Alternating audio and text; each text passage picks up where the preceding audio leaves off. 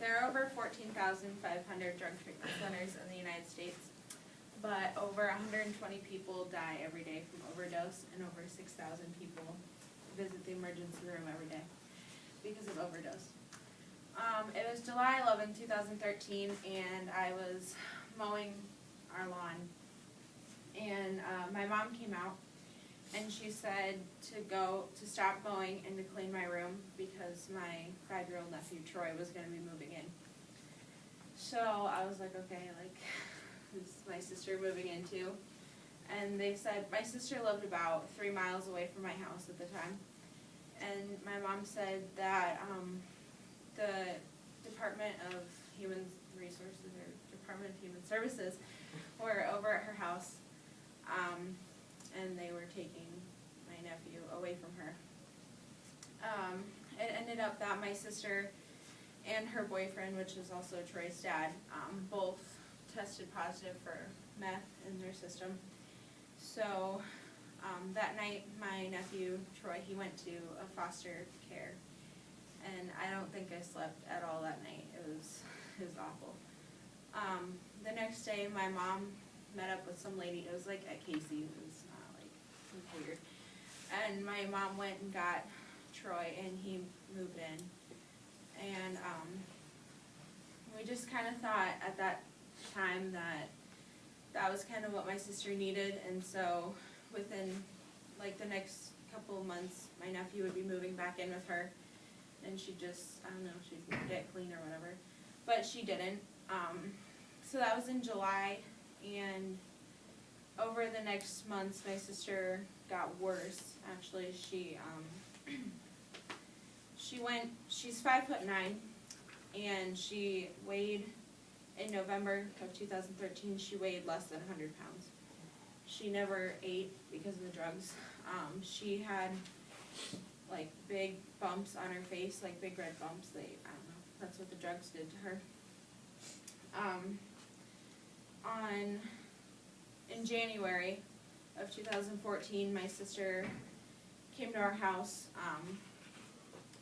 We hadn't seen her since November.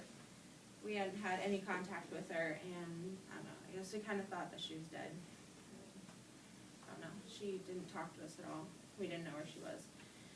And so she showed up, and she said that she was going into rehab on the 27th, and she was scared of what would happen if her boyfriend found out, because he's crazy. So she showed up with like this car full of all of her stuff, and she moved in with us for 2 days. And then on the 27th, which was the day before my birthday, my dad took her to a rehab center down in Cedar Rapids. She stayed there for about 3 months. She got out in March, and she got a job, and she gained weight, and she looked normal, and she got a house, and, well, an apartment, and then she started getting my nephew back. He was allowed to stay with her, like, 1 night a week, and then a couple nights, and then he would only have to stay at our house 1 night a week, and eventually my sister got him back, and, well, he moved in with her officially in October, or August, and then in November or December, she officially got him back. Like, they signed her rights over to her again. And so then January 27th of this year, she was 1 year clean.